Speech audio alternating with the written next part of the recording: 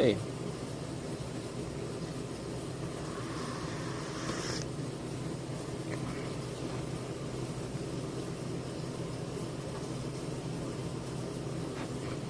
Thank you. Which one? This one?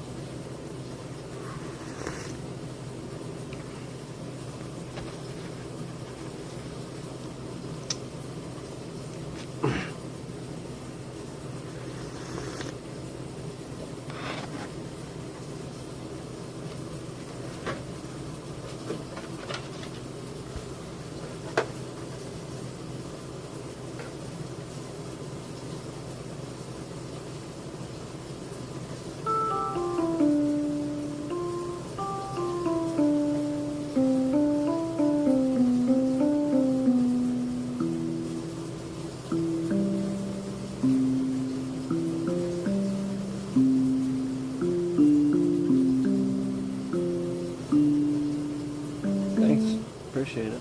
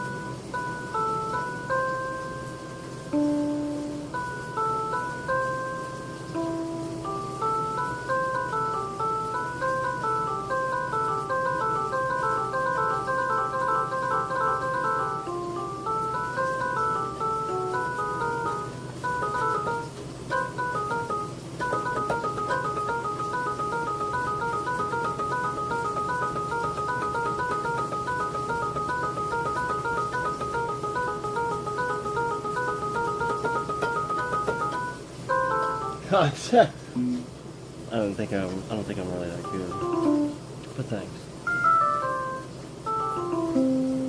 I'm really not, honestly, but I appreciate the compliment.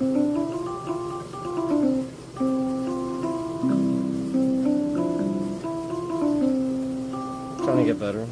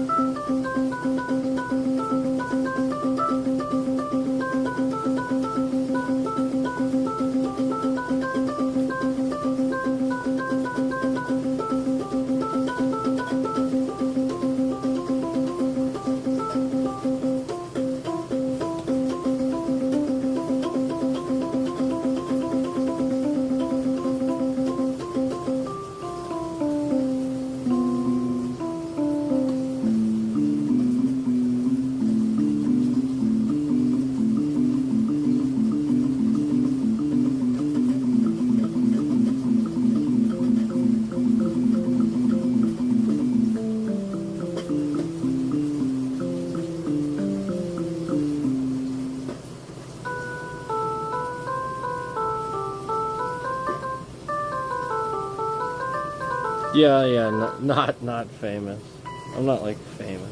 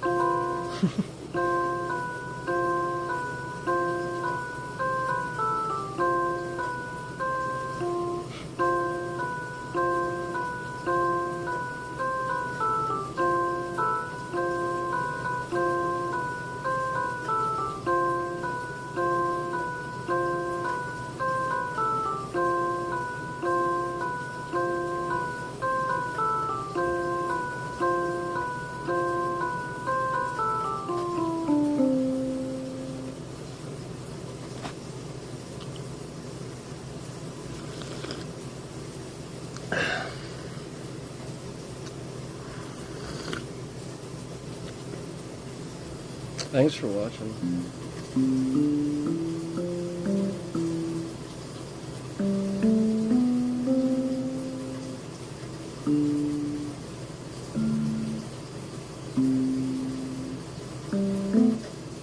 Let's do something fun.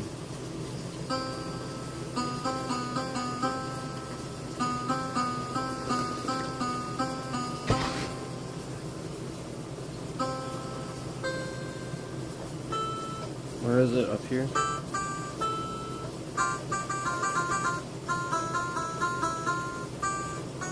Is it here?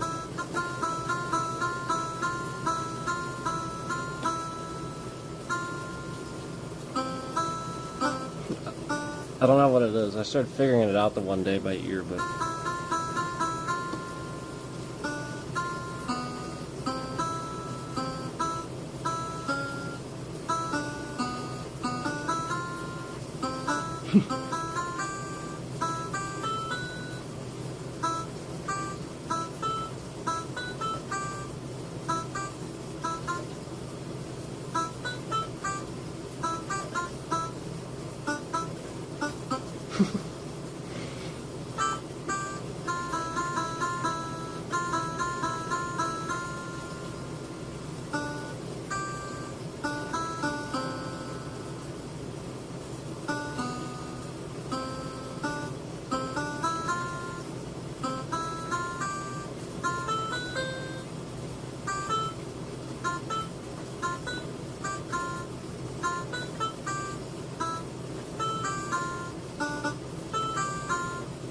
Oh, I see. It just skips one and goes down each time. Okay.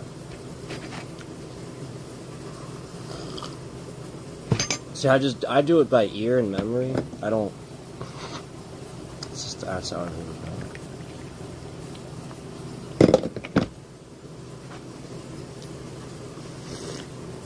When you're a drummer by heart. Guitarists too, I think. Sometimes do it.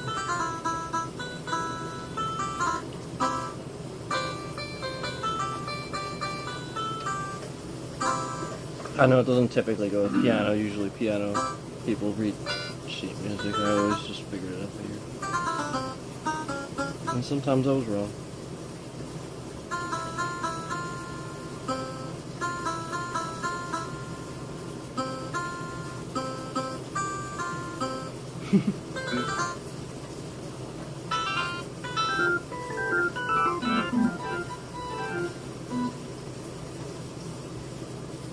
Let's crank up the organ.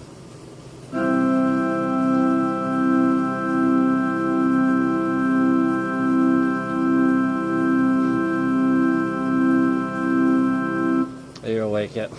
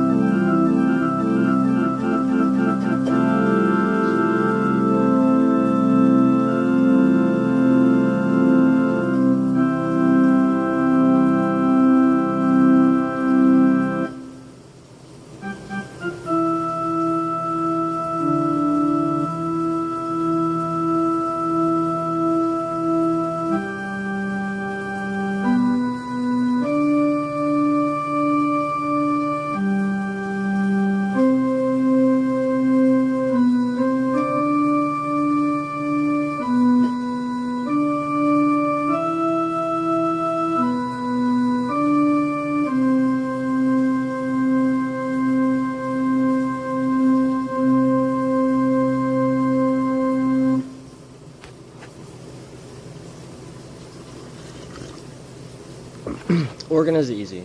That's why people like it. It's easy.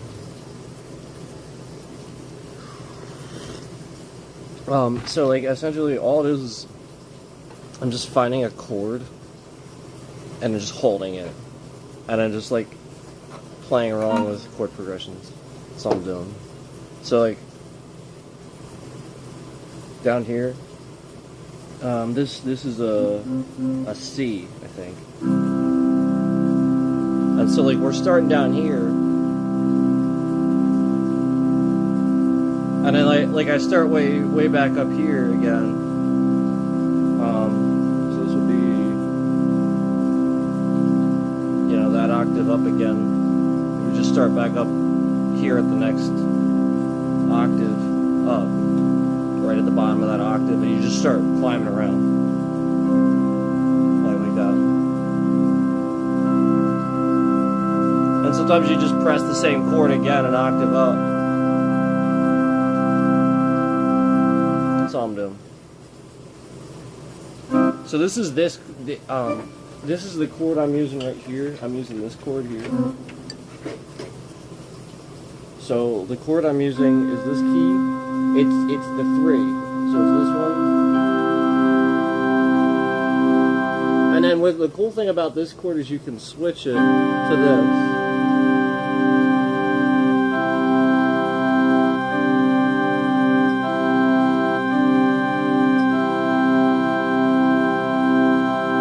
And all I'm doing is holding that in 2 different places. So like, I start here.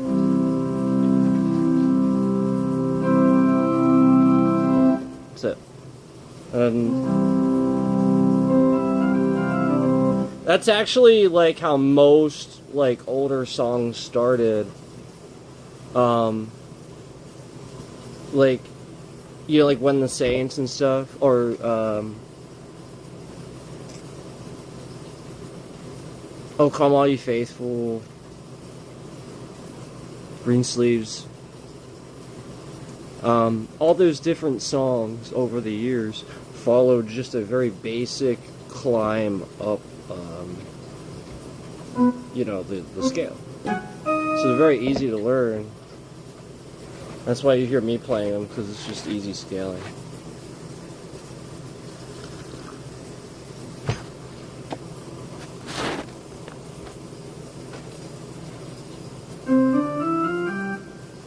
So,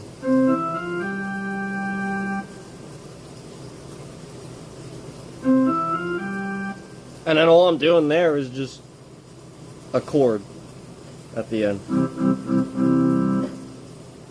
that matches the exact chord progression from the octave up that I'm doing. So like those 3 notes. Remember that chord I just showed you? So just skip that second key there. So it's just do do do do.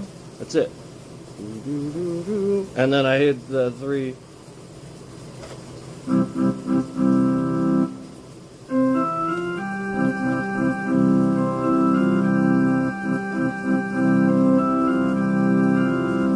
I don't know the rest of it, but that's how I do things by ear. That's how you figure it out. You just like listen to the song in your head, kind of. I have like an imprint of songs in my head. Some people do and some people don't. Some people you have to put it on. But that's all you're doing. You're just matching tone and stuff like that. So this started a lot more when I got into singing and stuff, matching, like harmonizing and stuff like that, learning to do that.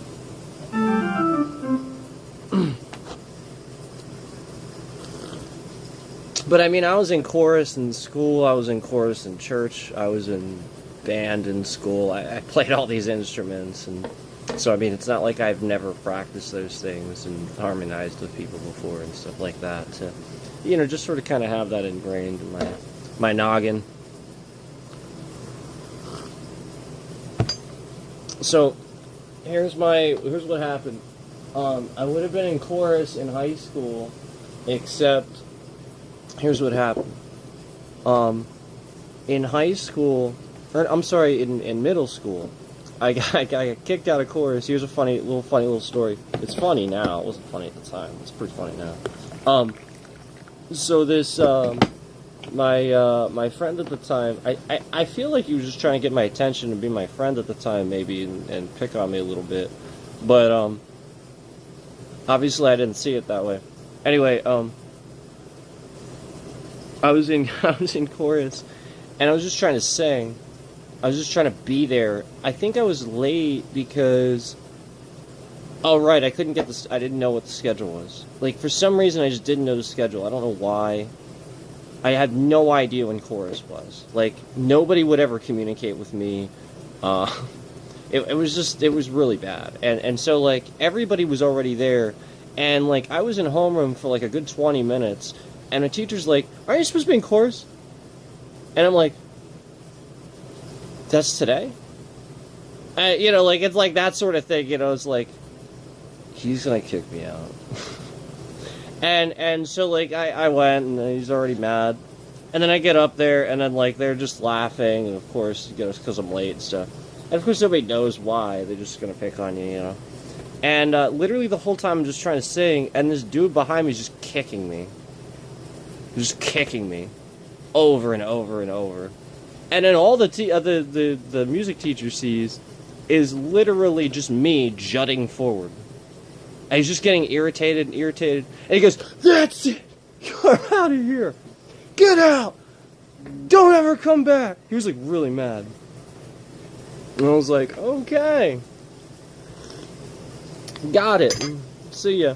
So, I wasn't in chorus in high school or anything, but I was in church chorus. And that was a bad music teacher. honestly, like, everybody loved him so much, but that's how he treated me, so. He just, like, looked at things the way he wanted to look at them. And yeah, he was a really nice guy, but he was also the guy that,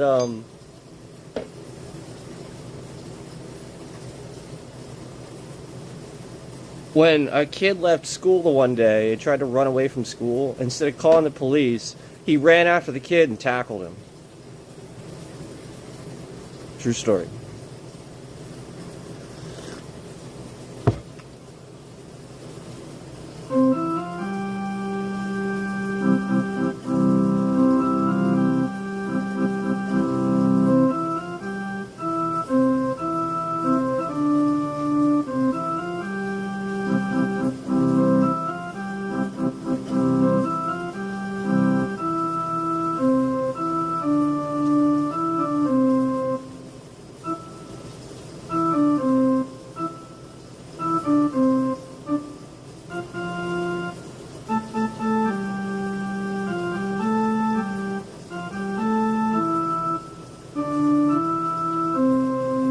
Say come marching in.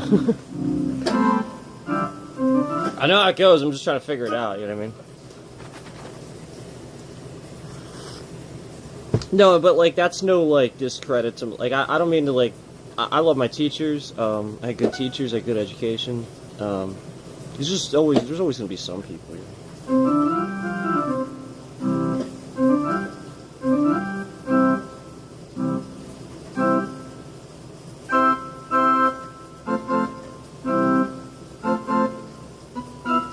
Oh, by the way, that's all I'm doing. That chord I showed you, oftentimes I just carry that up.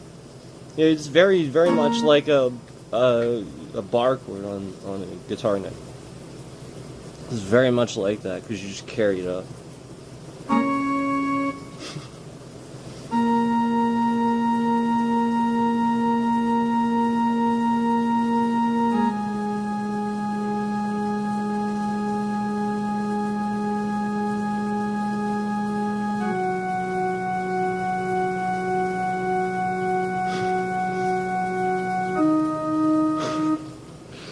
Yeah, did you ever see Danny Carvey's stand-up? He does like this whole bit about like surprised faces when people change chords, and it's so funny. If people act like it's a magic trick or something, it's like just changing chords. Go watch it. Danny Carvey's one of the funniest stand-up comedians ever. But watch the like the late 90s one, or was it early? I don't remember actually now. It was an HBO special. His HBO special. That was like the golden one, the OJ trial and everything. Squatting Monkeys Telling Their Lies wasn't bad, but it wasn't the HBO special. It was just like Lewis Black's HBO special. That was the best one. Or wasn't Eddie Murphy Raw? Wasn't that like the HBO one? It's basically, I think like that's the point. It's like HBO is the place they wanted to give their best performance to, you know.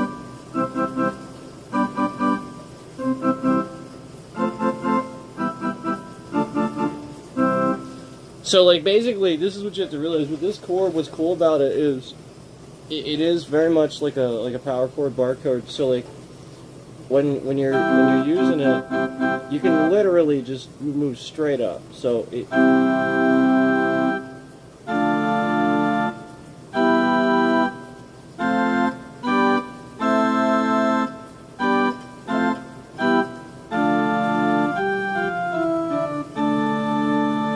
And then like you can like that's my point is like it's such a cool chord because you end up like experimenting and finding out it actually works with other things.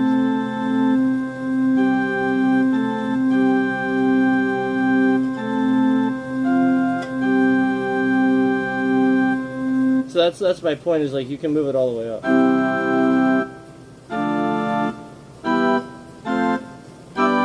And like for example, like that one you can't. You just can't. That is right there. That is all it is. But essentially, that's just this. That's the point. So It's like trying to play this. Oh, where is it?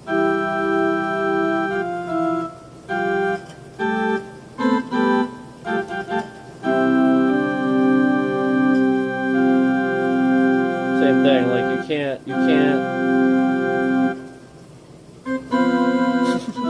It just doesn't sound right.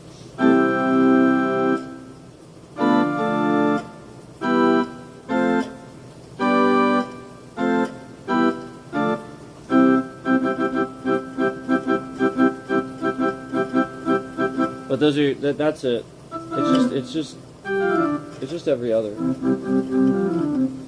And then you can just make it two. Like that's technically extra. It's technically just the two. So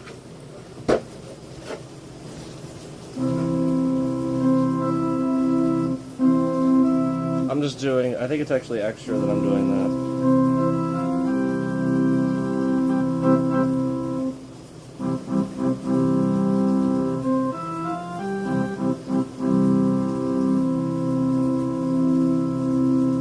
I think that's actually a chord. I can look it up. I have a little book in here if I wanted to. I think it is actually, technically speaking. You're just adding an additional note. But yeah, like I'm just sliding the same chord up. Is all I'm doing. It's just the same. It's just the same one. You're just sliding it up. I'm not changing anything about it. So like.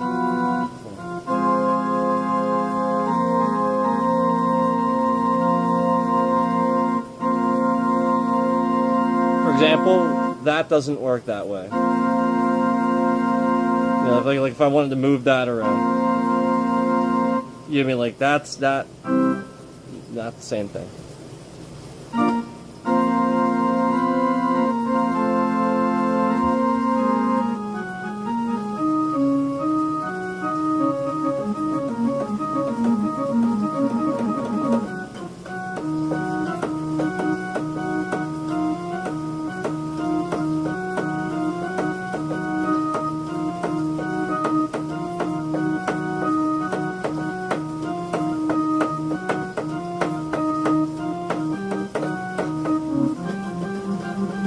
Let's do this. I want to look at something else here now. Oh, I got an accordion.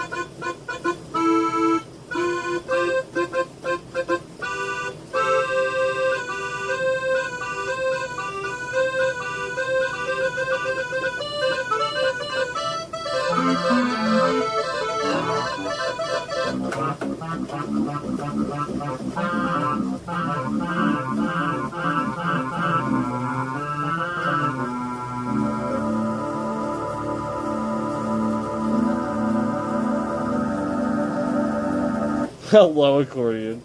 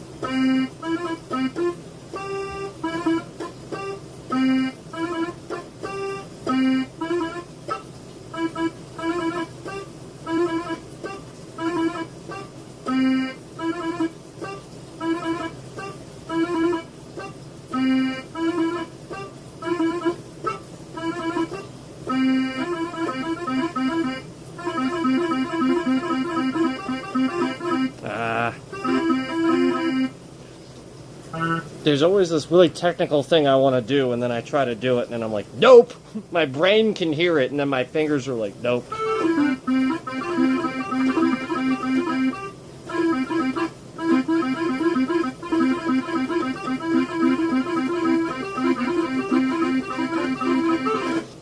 It involves sliding. I'm good at like tapping, but sliding not so much. I can do that.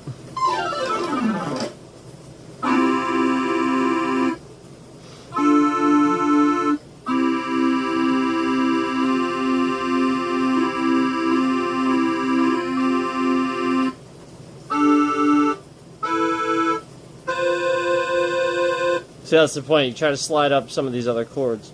Doesn't really work. Honestly, they're just modifications of that one anyway. Like, you're just changing one finger. But yeah, like, that's the point. That's why pentatonics is the king. Hence the name of the group. Hence why Zach always says that. Yada, yada, yada. You get the point. Because you can... Mix it all with everything. It's how you learn the neck.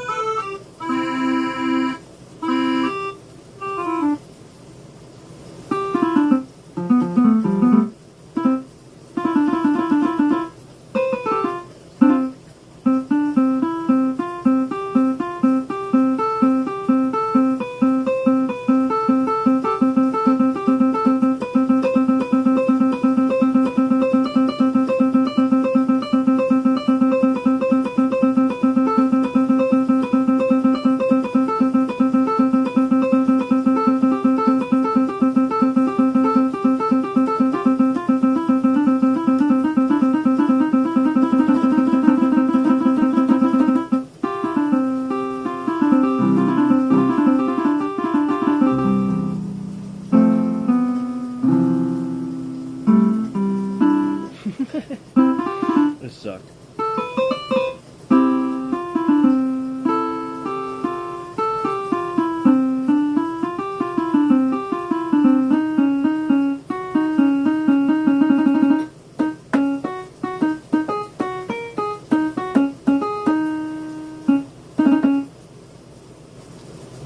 Where are my strings? I like the strings. Strings are fun.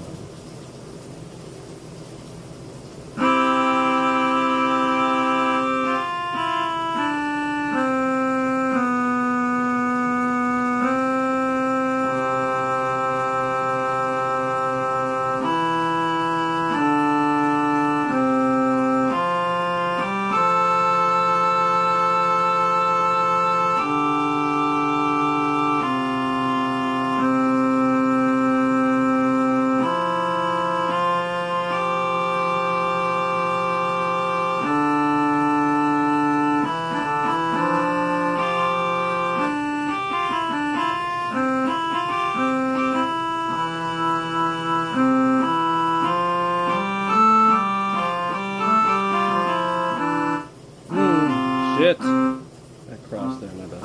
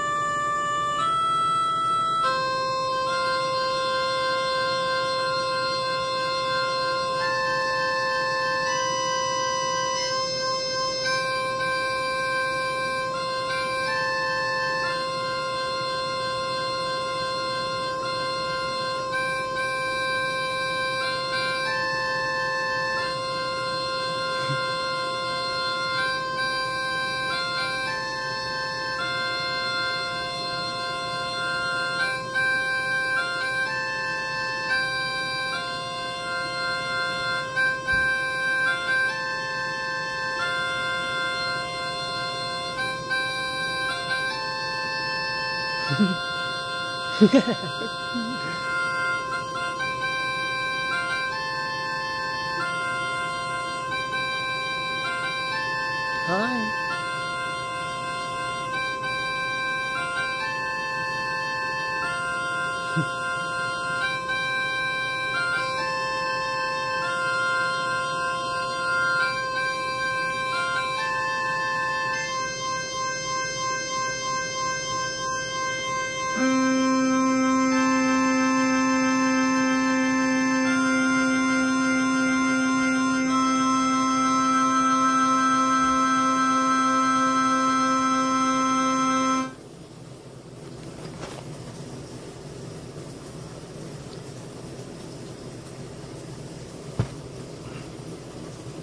I like strings.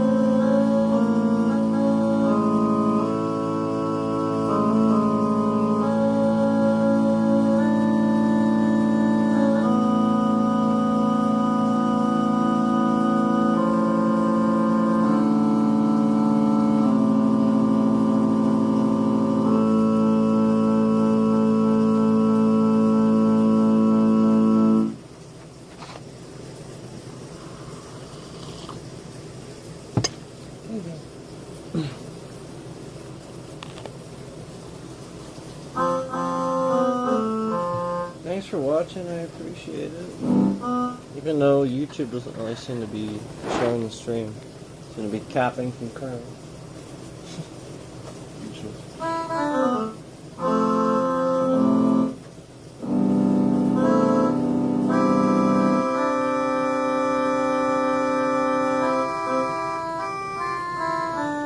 Why isn't there more people in here, YouTube? Why are you capping my concurrence?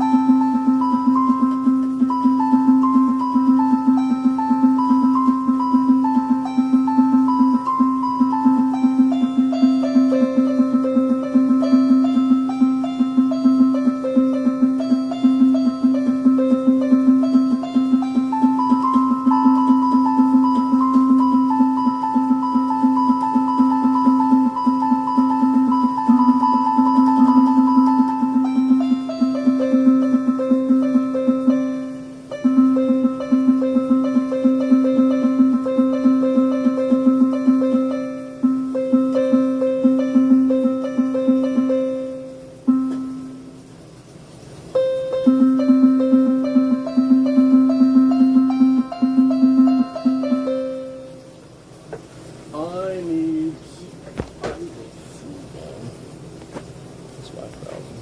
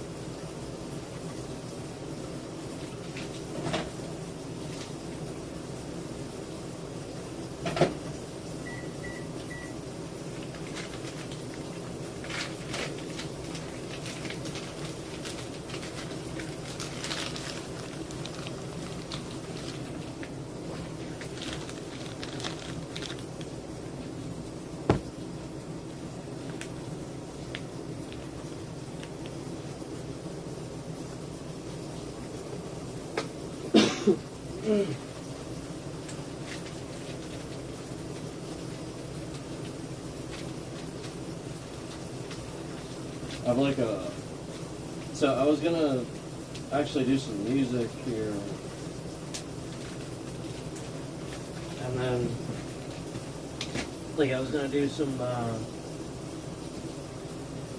vocals, not here, but like on, you know, like in content, and then like I'm actually like you guys probably don't realize this because I haven't talked about it, but I'm actually writing now too. So we'll see what happens, but like part of the problem is that like I think I'm coming down with a cold, a little bit of a cold. And so like it's just a little frustrating like trying to write stuff, write music, sing and stuff when you're coming down with a cold. It's so annoying. Like it's always at the worst time, you know? It really is. Until like I just have all this like chest tightness and stuff.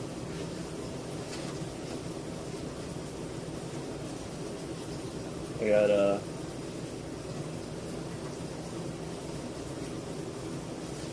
a nose. I think I have a little sinus thing flaring up on me. So it's just not something that is easy to deal with when you're trying to sing.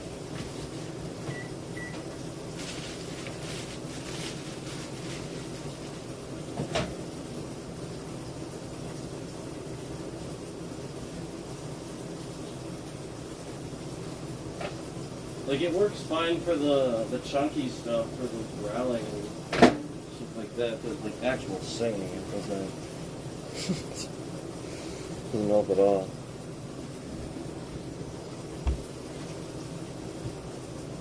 That's why I'm convinced that the guys that do that like all the time, where they don't sing and stuff, I'm convinced that like, you know, like a lot of times, you know, like it's probably like because they. You know what I mean? It's just how their voice sounds.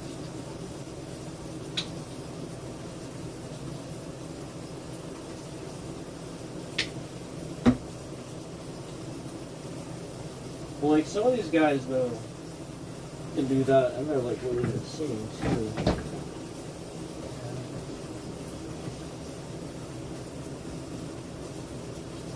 It is something you can practice, but if you don't do it right, you're gonna really mess up your voice.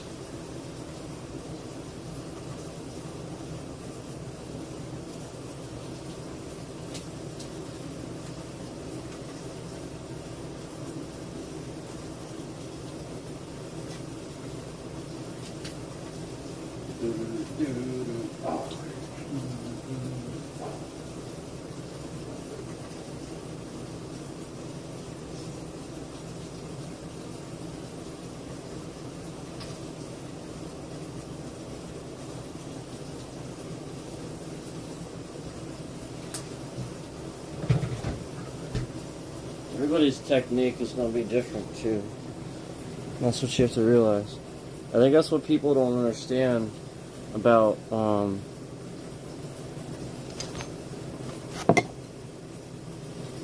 you know, like the screaming and stuff like that. Like, how do you get good at that? I think that's what people don't understand is they try to like pick up a technique or something from a vocalist or something. What you have to realize is that that technique works for that vocalist because that's how that vocalist's singing voice sounds. This is why you can't mimic that. You have to do it for your vocal style. That's why these guys can kind of look at somebody and know if they're good at it or not. Because if they appear like they're doing it, you know, like too much like somebody else's style or something like that, it's very obvious to them that they're forcing it and they're not doing it in their own way. They're doing it like trying to be like somebody else. The point is, there is a technique to it, so if you're not doing it right, you're eventually going to just destroy your voice, throw it out, and you're not going to be able to go back to singing.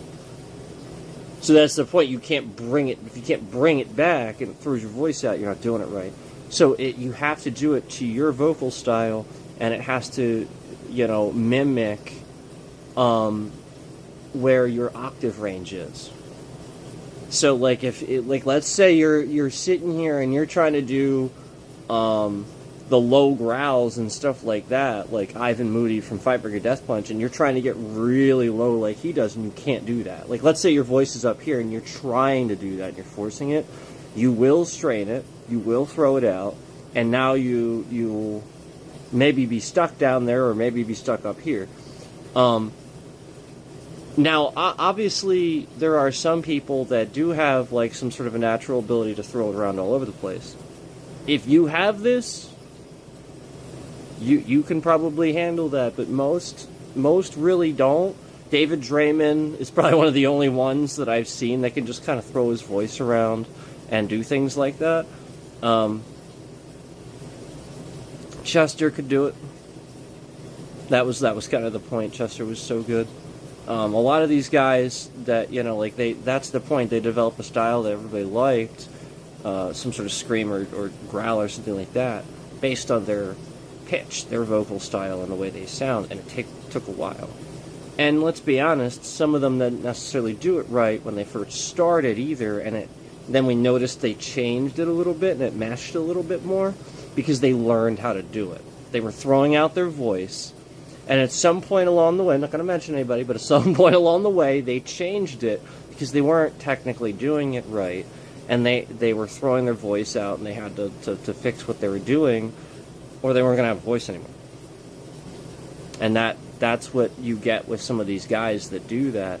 I was so glad to see, apparently, I guess Chad from Mudvayne is much healthier and looking better and feeling better. All I cared about was that he was healthy and that he could feel good about himself being out there on stage again, because I felt so bad. Like, it wasn't that I looked at him like that. I knew others were going to. Like, it's just like that perception where I know other people are going to start doing that.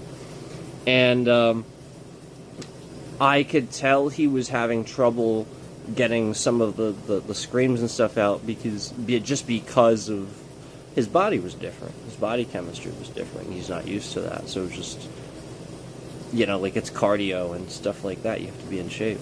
And so, like, I was just a little bit concerned. I was glad to see that he's looking healthy and a lot better, and that they're back, you know, to touring, and man, because I love Mudvayne.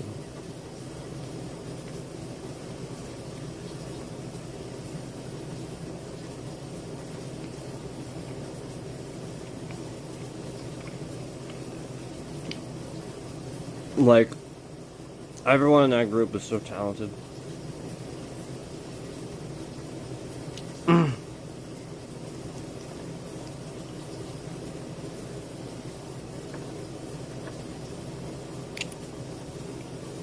He's an excellent songwriter.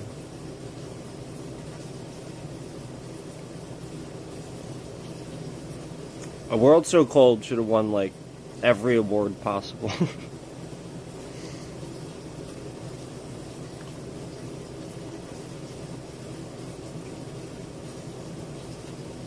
Um,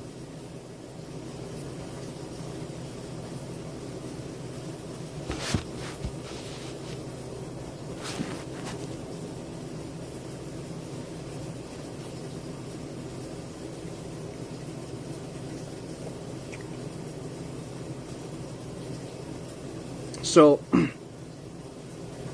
just as when you sing,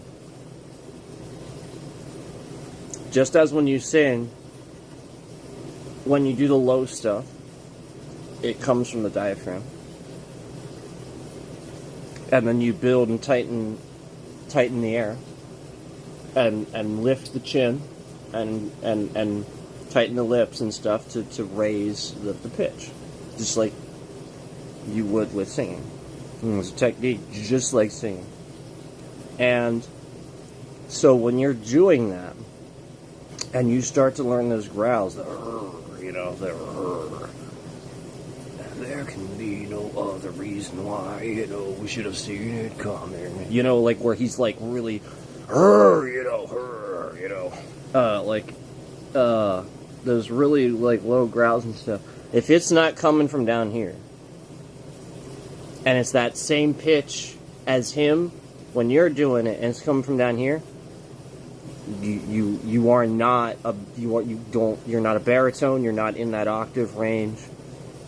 That's the point. Like, there's technique. It's the same technique, and there is a technique to it.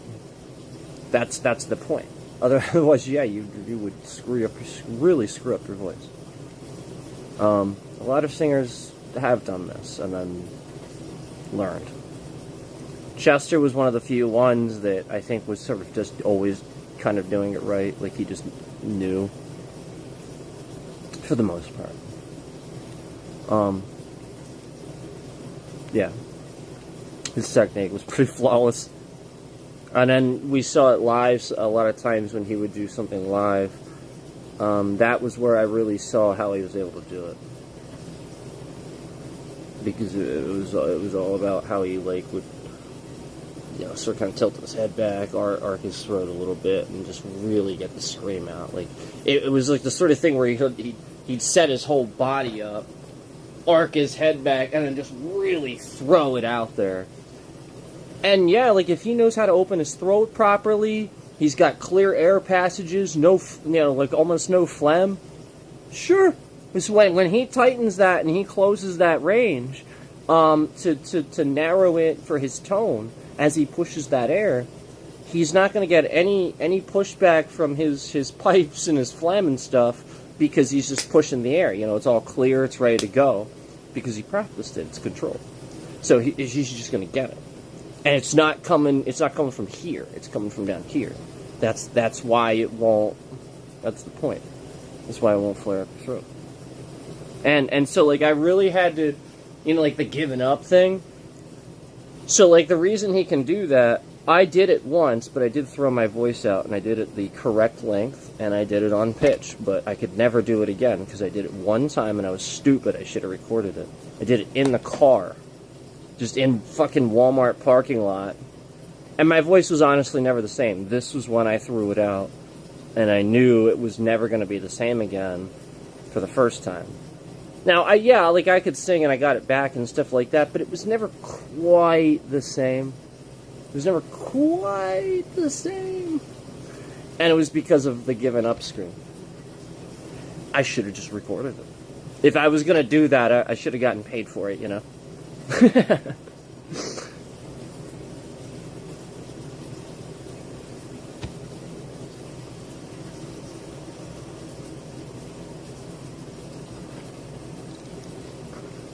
So, what I was going to say is, because of being a martial artist so long and having the air capacity and stuff like that, it was really just about that, the fact that they had the air capacity. That's what most people can't do. So then the people that have the air capacity, a lot of times, they're not really singers, they're athletes. So like this is the point. Imagine if an athlete was actually a singer, they probably would have the capacity. This is what most people don't realize. It's like most people don't pick up, like they just spend a lot of time doing this or this or this, and then like if they had just like maybe just like spent a little time to learn how to sing. They probably could have done that too. So, anyway, the point is, he sets it. That's why, like, it's actually sort of perfect for him to say, I've given up.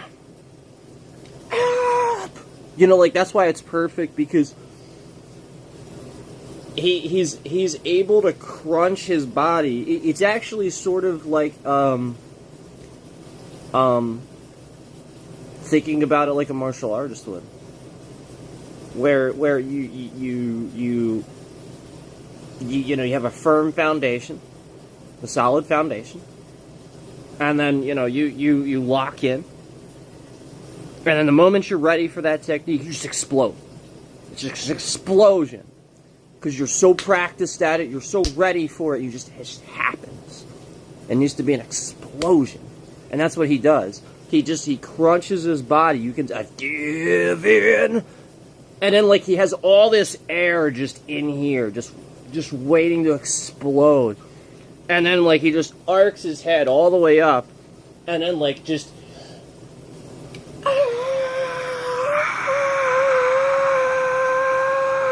You know, like the point is, it's actually easier than you probably think for him. He made it very easy. Because that's the point, is, like, he practiced it so many times. Now, not for you. It's not easy. But that's how good he is. That's my point, is, like, I'm giving him that credit. Like, it was probably very easy for him to actually do that. Because he practiced it that many times. Now, it's still probably one of the more difficult things for him to do, but credit to Chester, because, again, that's the point. Almost nobody can do that, if anybody at all. And he could do it easily. That's the point, it's just practiced. It's just like with Zach, where, with Zach Wild, where even Steve Vai has recognized over the years that Zach is the guy that, while all these other guys can be technical and fast too, Zach is the guy that can still keep playing fast and technical when everybody else is tired. Zach just keeps going somehow. Everybody else is like, all right, can we like move on? You know, like, that's the point, is, like, because of that.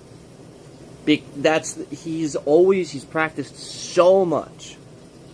He can just keep going. And that's what that is. That's a very practiced thing. Which is what you got, where you saw me doing. That's why I would like, give you guys, I'm not going to put my forms and stuff on the internet for people to just copy and steal a martial art. But that's why I did the shadow boxing videos, where, like, I strung a bunch of movements together where you guys can see me as if I was, like, you know, facing multiple attackers and stuff like that. You can see a long string of movements and attacks as if you were in an actual situation. And, you know, like, it's up to the individual to kind of figure out what's happening there. I have reacted to them and deduced them and broken them down previously. And done this actually a couple of different times to, you know, like, sort of show people kind of what I was doing with that stuff. And so, like, what shadow boxing is all it is you're just imagining multiple attacker situations and just doing a long string of movements on your own. You're just imagining attackers and the ability to simply just continue to do movements from your own head without having to stop and think. You're just like playing a guitar or something like that, and it needs to look really freaking good. It needs to be really practiced. But again, it's not. You're just doing it. It's not like a form or anything like that. So the point is, you got to be able to do that. You got to be able to just pull that out of nowhere. And like that's the point. Is a lot of that was you know, just segments of you know, like, just cuts over the years of videos where I did that. Where I think I called it "Way to Fight" or something like that. Where, like, it's literally just the idea is it's just shadow boxing, where, you know, martial artists and like top level martial artists, what we do is essentially, you know, you get to a certain point where you're done with your forms. You've practiced this a million times. You know, like, you want to train these drills to be able to use your forms and actually add your own creative input to it that makes sense for you. Your form is your form. It's not going to be something where you use it exactly like that every time. That's not how it works. It's how you interpret it and then convert it to the martial art that works for you. So now you have to start shadow boxing. Now, this comes from sparring too. So like if you don't do any sparring, and like you never do anything where like you're sparring regularly and stuff like this, you probably can't do shadow boxing because you don't understand how it works. You would need to do like full contact sparring and stuff, not point sparring where you stop. Continuous sparring, full contact, so that you can get a feel for it. You get hit, you're hitting people, you're blocking and stuff like that, because then the idea is that you have the muscle memory built in to be able to do those things then without gear on and stuff like that, the restrictions and stuff. So that way you can kind of get a feel for how the footwork's supposed to work and stuff. Because in a real sparring situation, it never happens that way. It's so weird. It's always so weird. It looks weird. It's never how it is in the movies. It will never be that way. That's the point. In a real fight, it's over in a second. Somebody's on the ground. The technique either works or it doesn't. You don't have a stalemate going off. People, no. Very rarely does that happen. And so, like, that's the point is like, in a movie scenario, these guys are so good, they're just going back and... Okay, fine, that's fun and fine and everything, but in reality, like, obviously we know it doesn't work that way. It looks a certain way and stuff like that. And so, like, the point is to try to get to a point where you actually do start to have that footwork and look better in a fight than the other people and stuff like that, and you start to become that martial artist that can do those things, that can use that footwork and understand that, when you get into a fight and you stand there and like you go into like a low stance or something, like you see a martial artist do this, you understand that you're not standing like that the whole time. You understand that's a trick. You understand what the purpose of that is. And so like that's the point. Very few people I think do at this point. Like the number of people that have come out of nowhere to obviously like try to like pick little things that actually would be something that would be a good thing, where it's something that like truthfully is human error and stuff like that, but because they don't see other people doing things like this, to them it doesn't make any sense. Like like the normal videos they see, like somebody's very practiced, they're doing it on a dry surface or something like that.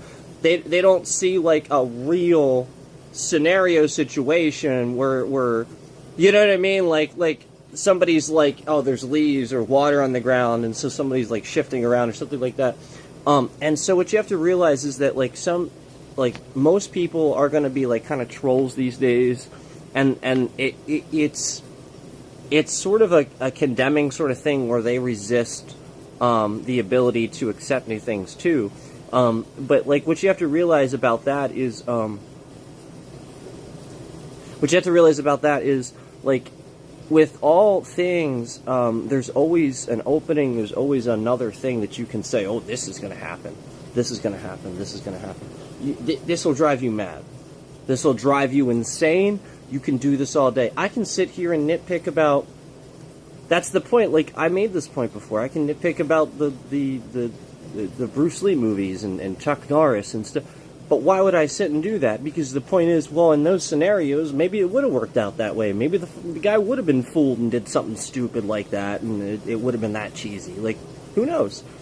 But what you have to realize is that these things are going to happen. So it's the martial artist, how the martial artist reacts to those things that you pay attention to. So, like, I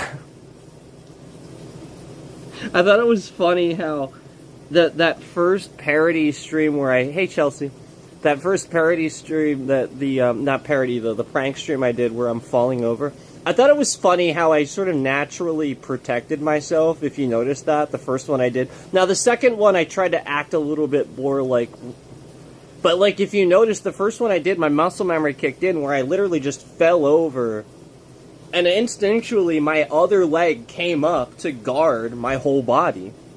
Like, it just happened. I didn't even have a choice in the matter. I literally, as soon as my foot slid under, I just had to pop my hip up and bring my leg up just in case there was a person trying to, like, that's the point, is like, I've had that training, I have that muscle memory, and so you're just gonna see that.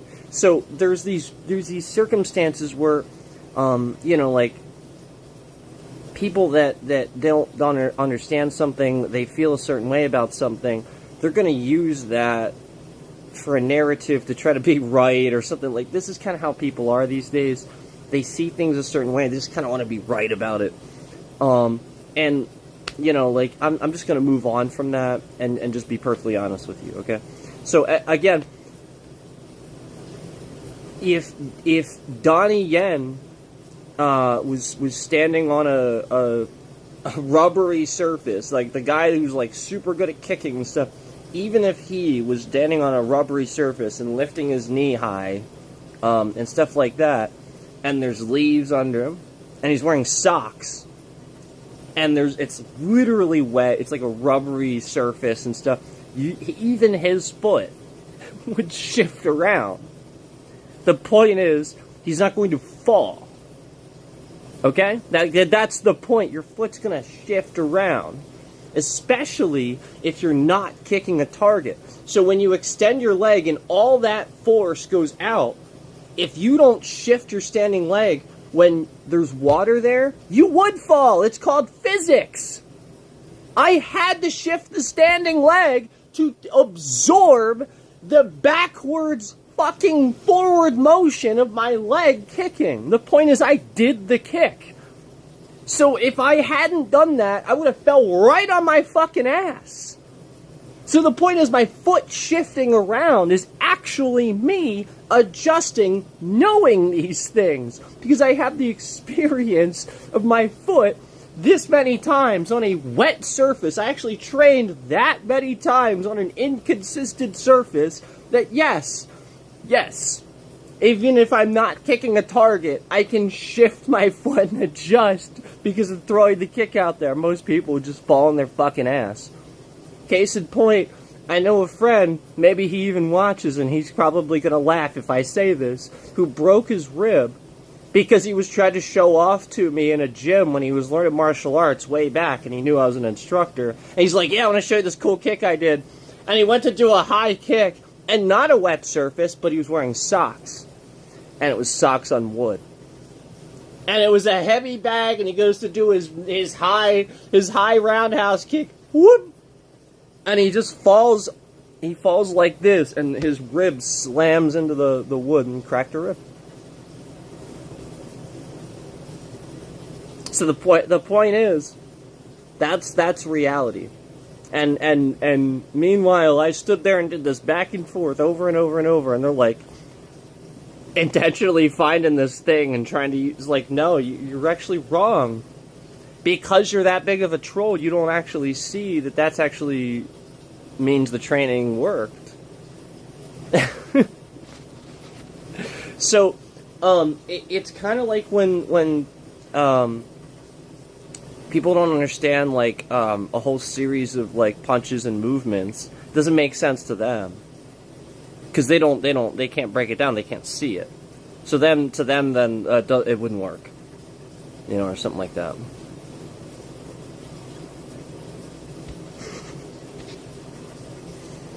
Well, no, that's the point. That's why it would. It's supposed to be that fast. You can't break it down. And never will. That's why. That's why I'm trying to help. A lot of that stuff is very easy, precise, accurate movements that you think are minimal, that you think wouldn't do something. This is what Bruce Lee's whole thing was about. This is what his whole thing was about. Is practicing that simple stuff more. Not more weight, less weight, more reps. Okay? Same principle applies. We must practice the basic stuff even more. You must. It's your foundation. And so these people that sit, I had a guy a long time ago that used to underestimate Kung Fu straight punches too. That I would talk to about martial arts and stuff. And he didn't understand it because to him, he watches boxing. So to him, whenever he sees boxing, he sees somebody do this, and he thinks that the end-all be-all of a punch is something that comes across the body where, you know, you're getting your whole shoulder into it and you're really throwing your whole body into it. And yes, I will agree that boxers, you know, like, obviously, that's the hardest you're going to get hit. That absolutely. Power, yes. However, imagine if you could duplicate that power about 20 times doing this. I submit to you. Imagine if you could. No joke. Like, reality. Really. You know where Donnie Yen and Ip Man is doing the chain punches to the guy's face? And he's just pushing him back? The purpose, the point, is that it's so fast, so jarring, it actually sends you lights. If you know how to do it, one of those will I promise you, you'll see lights. One. And each one of those is hitting you, making you see lights and just knocking you back. And it's so fast. It's so precise. And it's right in your face. Like, what are you going to... Like, that's the point. People think they're going to come up over top. The point is I've already set it up. You came up over top. It didn't work. I set you up. I'm now in your face, hitting you, and you don't know how it happened. Now what do? You're already getting hit. Now what the fuck do you do? Well, you'd have to use your legs. Because I promise you, you ain't going to be able to see what's happening. Because that's the way that technique works. You can't see. So the point is, you would actually need to know Kung Fu. You're not going to be able to be a boxer and take that on. This is the point. People think that boxing trumps the Chinese boxing. Nope. No. You think this because you've seen Wing Chun separated. You've seen these things all individually separated, never put together for them to make sense. That's why. Because nobody ever really does that anymore. Bruce Lee was doing it. And this is why the Shaolin sort of kind of didn't like him, I think. And some people try to talk bad about him. Because remember, they don't like it when you try to give people legitimate martial arts. They don't like that. So, that's kind of the point. And, so anyway, that's what that training does. And if you think it doesn't, no, trust me. The whole point was that when I went through my training, my instructor, the great instructor that I had, again, he's a private guy. I don't talk about him because, you know, it's just not a good idea. If somebody's private and they're not a celebrity or something like that, you just should not do that anymore. You guys have seen enough reason why I'm not gonna put somebody, you know, like, say somebody's name or something like that anymore. Like, this is ridiculous how crazy this is. But anyway, my instructor made sure that regardless of how good my training was and my knowledge base was, that I was always with you know, the bigger guy with more experience, more training. You know, like, essentially all along the way that I was going through my training, again, I'm a pretty tall guy. I'm pretty freaking tall. I always have been. I've been pretty much the same height since high school. I'm a pretty tall guy, and so the point is, I needed to have somebody always better than me to practice techniques on, so that way, like, he was stronger. Like, I had stiffer arms practicing the techniques. Like, the thing is, I needed to be able to do that technique on somebody that large and make it work. And he was always there to test me. And like, the point was, this guy, he was I'm not going to mention his name or anything, like, but he had a lot of boxing experience and was very good at it. And he was a very big guy, trust me. If he hit you, you knew it. And most of the time, he didn't even hit as hard as he could, trust me. And the point was, that guy was my sparring partner a lot of times. I did not have an easy time with that, trust me. And so I learned exactly what does and does not work, and how to use it. And trust me, if you're trying to use this on somebody taller than you, you better make sure they're at the right level before you're trying to use a stupid technique on somebody that you can't even reach. Yeah, like, that's not something you'd use on that guy. Just usually. Not, And that's the point, is, like, this is what people don't think, is like, oh, well, like, that would never work, because they're imagining somebody bigger than you. They're just imagining that, like, somebody just clobbering you. It's like, no, like, you don't get it. It's not for that. And we're not saying this works in every fucking situation with every boxer with it. That's my point. That's what people don't explain. That's what they don't. And it's like, no, nobody's saying that. And if they are, they're not very good at what they're talking. They're not a good instructor. They don't know martial arts very well. That's the point. You should know that not every technique's going to work on every attacker, and you should know there's certain techniques you would never use on a certain attacker. Or you better have, like, Sifu level skills to know how to modify the technique to make it work on somebody of that size. Because, again, you have to get in. So yeah, if I'm going to use this or something like that, yeah, I better kick his knee, or like the point is, he better be down. He better be, like, on one knee. He better, no, not taller than you. No, same height maybe. It's not something I would use. It's not, and very specific circumstances. This, it's not a finishing sort of thing. The finish is coming. That's the point. This is actually a setup. That's like, as much as I liked that in that movie, it's actually a setup. This is what, like, I see so many movies use, like, these techniques in ways where it's like, yeah, that's cool and everything, glad you use that technique, but it would never work that way. It's not how you use that.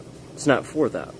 And so people just think these things, and they just don't know how these techniques work, because, well, the movie's using it wrong.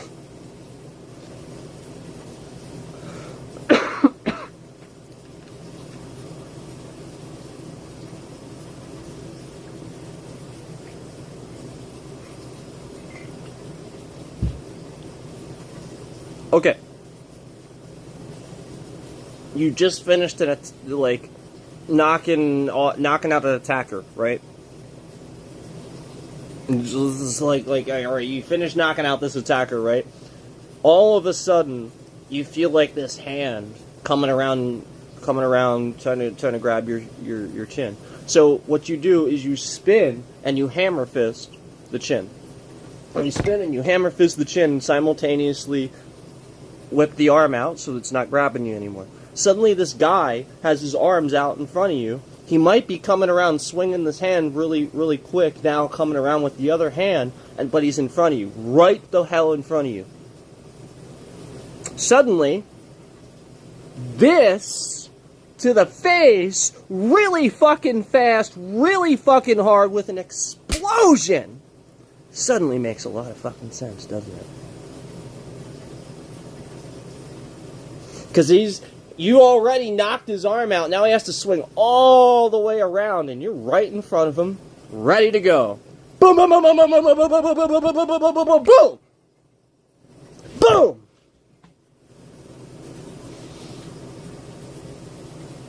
Boom.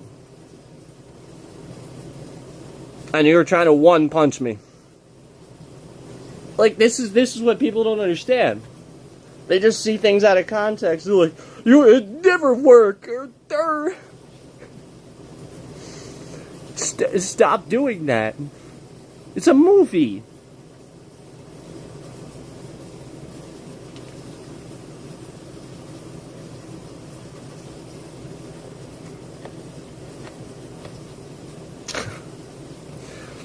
That's why that's partially like my point with martial arts movies getting a little out of hand, and anytime I see wire work, that's why like with like the Ip Man movies after the first one, I'm just like, I didn't really watch them because they started using wires. The second one would have been so cool because I think they had a Bajiba, like sort of palm stylist. What's the Taoist? No, what's the? I forget what the origin of the palms, but anyway, he's a palm stylist, and flat out would have been so cool to actually see the because like the style that uses the spins in corporation with the palms, we teach it too, but the name escapes me. I haven't used it in a while. I'll just have to look it up. But like basically the concept is momentum, continuing circles, palm strikes, that sort of thing. It's such a cool style, and it's based off of knowing how to use spins and using what the person throws at you to sort of kind of like move off of it and create an attack, and it really does teach you a lot about martial arts. And I love that they were going to do that for the second movie, and then they used wire work.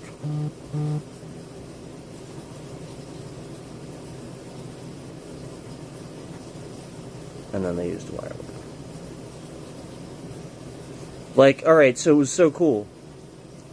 But they were fighting on the chairs, and they were trying to pretend that like they were like moving about the chairs where they were like upside down, and you're losing me with that. They wouldn't be able to do that. See, now you're getting a little bit fantasy with it. People want to believe these people have superpowers. It's not how it is. No, like I really wish they would have done that justice. Like, alright, he goes to step on a chair and it's upside down, so now he freaking falls over and he gets his foot stuck in the chair, and now he's getting attacked. So what does he do? He literally takes the chair and he slams it into the guy because it's stuck on his foot, so he breaks the chair on the guy, and then he just grabs the guy and throws him down on the chairs and then gets up, and then the guy rolls over and has to get up again. This is real martial arts. Like why are we like, come on, like fighting on the freaking upside down legs of a chair? Like, it's just some ridiculous fantasy. Like it's like Crouching Tiger, Hidden Dragon, where they tried to pretend they could fly. People couldn't fly. The concept was that like Shaolins were so practiced at walking on rice paper, their feet were so light that they could jump like 6 feet in the air. That's the point. They were so light on their feet. It was like Naruto. That was the whole point of Naruto, was they actually did it right. Yeah, ninjas used to really travel that way. They would jump from trees and shit. They could literally just climb a tree in seconds. That was the point of that. Not to sit here and lie and say they're fucking jumping on people's heads and God. Like the Hero movie that everybody loved so much. Like, okay, yeah, Hero was cool, I guess. Like, the story and stuff like that, and I love Jet Li, but the martial arts was so fantasy. It was so absurd. You're not gonna jump across people's heads and stuff over a... No, somebody's just gonna... Literally just gonna grab your ankle and yank you. Just stupid. It's people that don't know what they're looking at. Oh yeah, great martial arts. Because you see people doing superhuman things? Like, what? No. And then they think, like, alright, so, like, the original Karate Kid, I gotta be honest with you, is a terrible movie as a martial arts movie. Don't look at this for good martial arts. It's terrible. It's like thinking that Cobra Kai was good from watching it from martial arts. No, they can't do martial arts. It's not martial arts, that's punch and kick. Wow, you can punch and kick. Cool. It's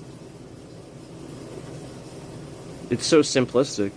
And a lot of the time with that stuff, they don't teach it right. They don't teach continuous. They teach point sparring, where when they get hit, you know, in the karate and like the American karate and stuff like that, they just stop. Get hit, point, here.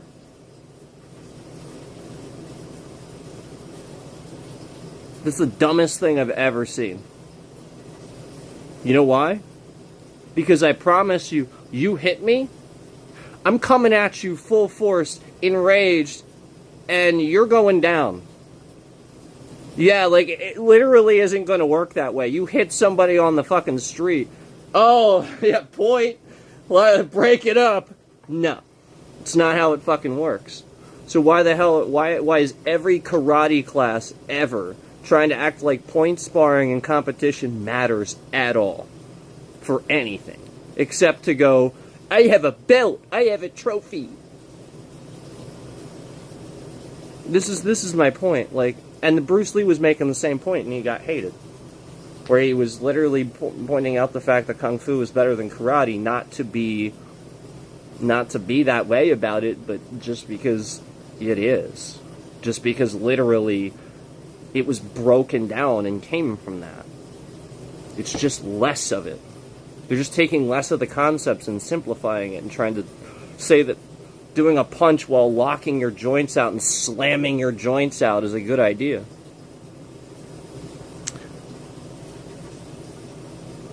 Oh. Sorry. I almost had to booyaka someone in the nose once they got a bit handsy. Have you ever had to do karate on someone in public before? Hey 365 man. Thanks for being here. Have I ever had to do karate on someone in public before? Good question. In public?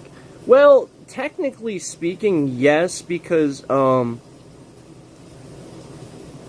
I've had to do it many times where, like, I'd have, like, a butthead come in my school, and he's just there to bully people. And a lot of times it's a big guy. So you better know how to handle those people. And yeah, I definitely had to show my students that they were safe. And they knew it after that. But yeah, I had he was actually a Green Beret. He admitted that he was a Green Beret. That he was like the top trained in the military and stuff like that. He had all the tattoos. He was one of those guys that, like,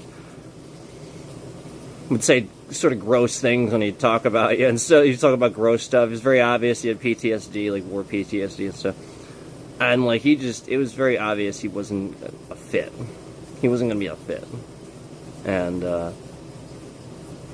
yeah, as soon as I sparred that guy, he didn't want to come back anymore.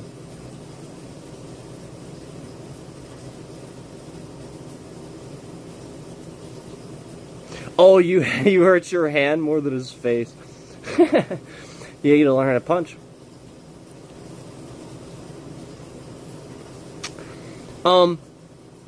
So hit with the, so you want to use these two knuckles. Punch like this. That's why Kung Fu practitioners, Kung Fu, you know, you see this. See how it's like forward? See that? I mean, that's not a big secret. Everybody knows this. You see Donnie Yen do it in Ip Man all the time. He throws a perfect punch in that movie all the time. So, like, the point is, you see how my wrist is shifted? See how the two knuckles stick out? So you're going to do the same thing if you know how to punch like this and you want to punch like this, it's easier to punch like this. You're going to do the same thing, but as you do it, don't lock your elbow. Don't ever lock. This is what people do. They punch and then they do this thing where they lock their elbow. Don't do it. And don't project your punch. Just come straight out. Like, literally lift up the elbow. Lift up the elbow and just straight. Now, like, that's boxing punch. You don't, but again, you don't, that's why it's faster to do it this way, because the elbow's down. See how my elbows are down and they protect? Which is faster?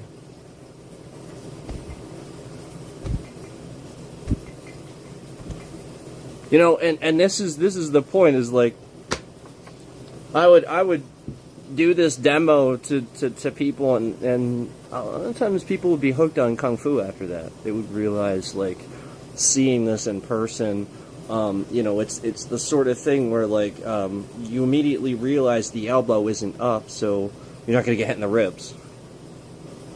Your ribs are protected. You immediately realize you're not lifting your elbows, it's less energy.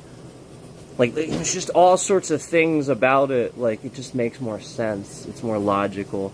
Start realizing martial arts is actually more about being logical and not doing stupid stuff, not wasting energy.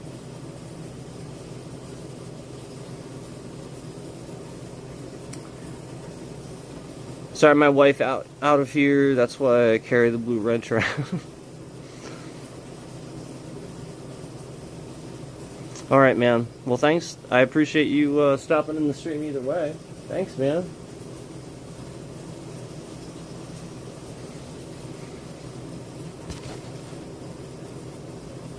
$365. Appreciate it. Need another bite.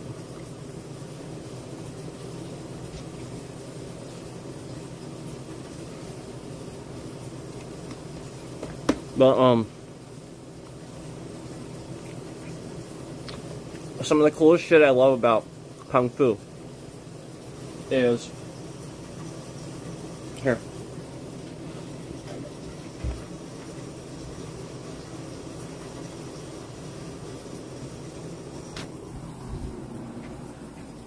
I need somewhere to put my, oh, here we go.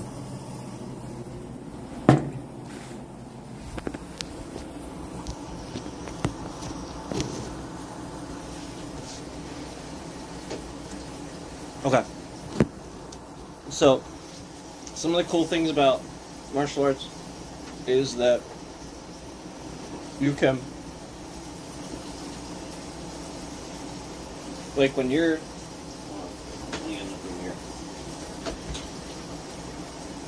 I'm a large person.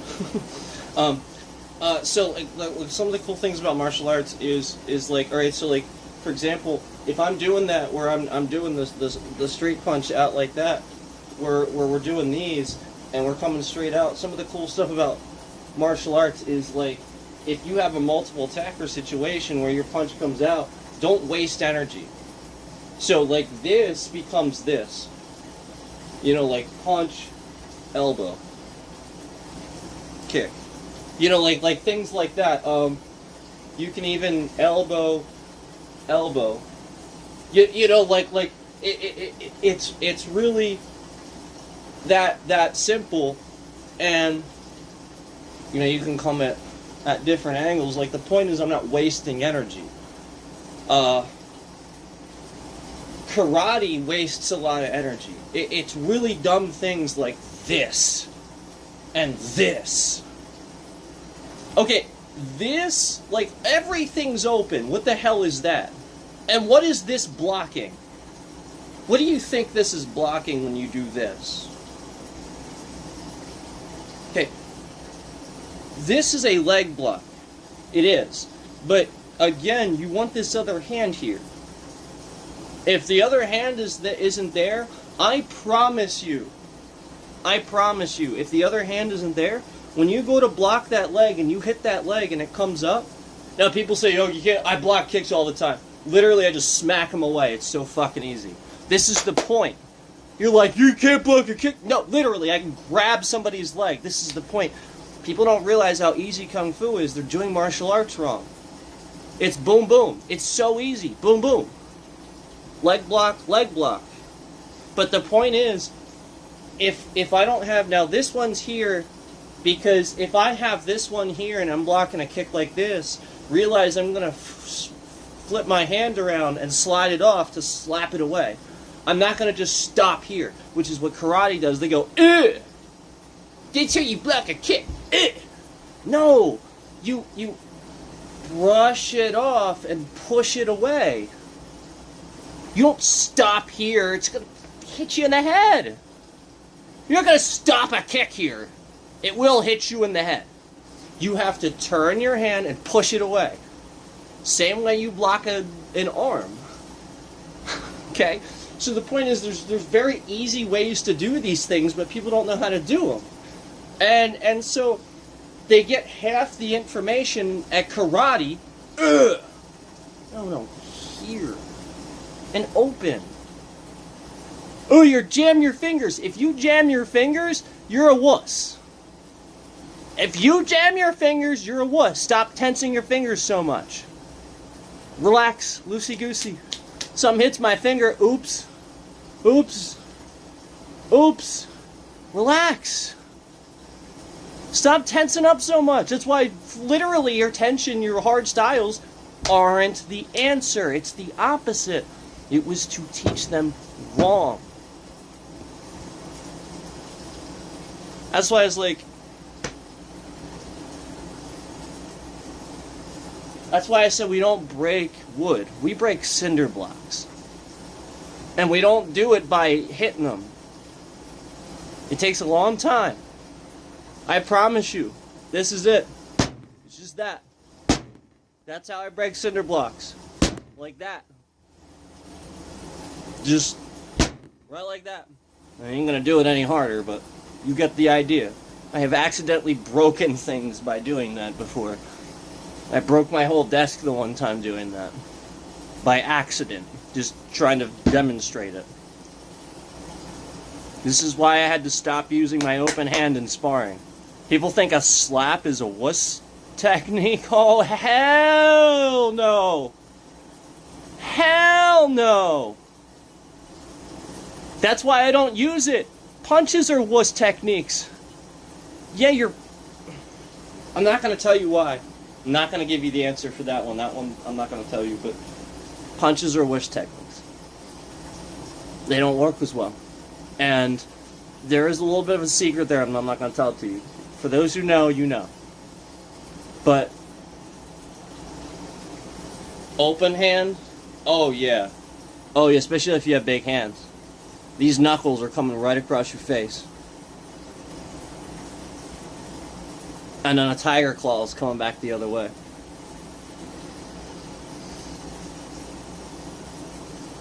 Oh, by the way, same thing applies to claws and stuff too. In Kung Fu, you're going to see people do the claw like this in the movie. It's not how you do it. It's not how it functions. It's going to be sort of more like loosey-goosey, where the moment the hand makes contact with the surface, then the muscle memory kicks in and it goes like this. Because if you do it beforehand, you'll jam a finger. You're going to set it up like this and just hit like that. You will jam a finger. You have to learn the muscle memory, loosey-goosey, and then...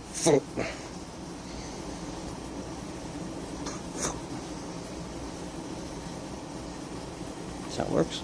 It's the same thing with punching. Loosey-goosey, loosey-goosey, You know, like essentially, as that's coming out, loose, loose, loose, loose, loose, loose, loose, boom!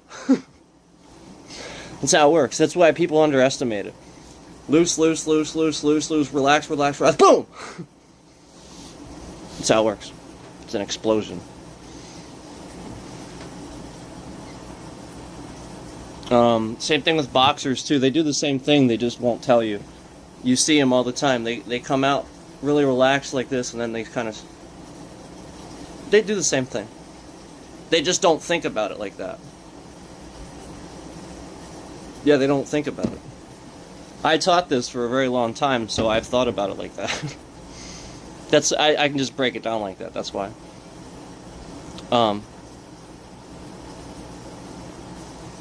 So yeah, like, I don't think folks are dumb when, like, they just get things wrong about martial arts. Don't think that. And I also don't think folks are dumb in general. But I do think that if somebody resists the information, then that's where I'll start to kind of go, like, okay, now that I've told you what it is and you can't properly kind of see where that fits and do that correctly, sorry, I can't help you. Because you're not able to put two and two together. That's it. That's where I, just stop trying at that point.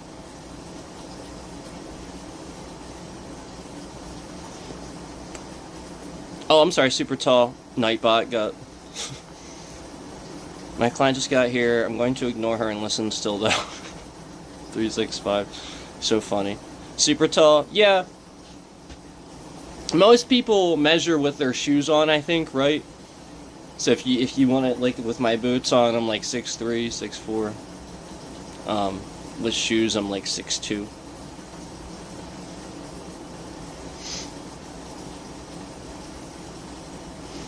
I don't mind telling you how tall I am. It doesn't bother me. I don't care about that. I think anybody can sort of tell how tall I am by looking at the streams. I mean, I think it's kind of obvious. I think that was the one guy that was watching me the one time. Seemed like a cool guy too. He was a cool streamer. He was watching me the one time, and his only comment was, "Man, this dude looks tall." he was just watching. I was just like sitting there too. He was just like, "This dude looks tall." It's funny. Tall is good. Yeah, you can reach stuff, I guess. What folks don't realize is tall is good unless you're a clown. I have like goofy ass large extremities, so like I stub my toes all the time. My shoulder hits the fucking door frame all the time. This is what people don't realize is like tallness has its backlashes too, where you don't fit into things and things are uncomfortable. My pants never fit because I'm like I'm some weird in between size, like all the time.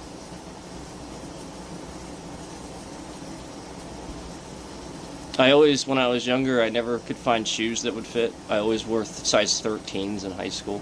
Sometimes 15s, depending on the brand. Nikes, I wear 15s. Just have enormous extremities.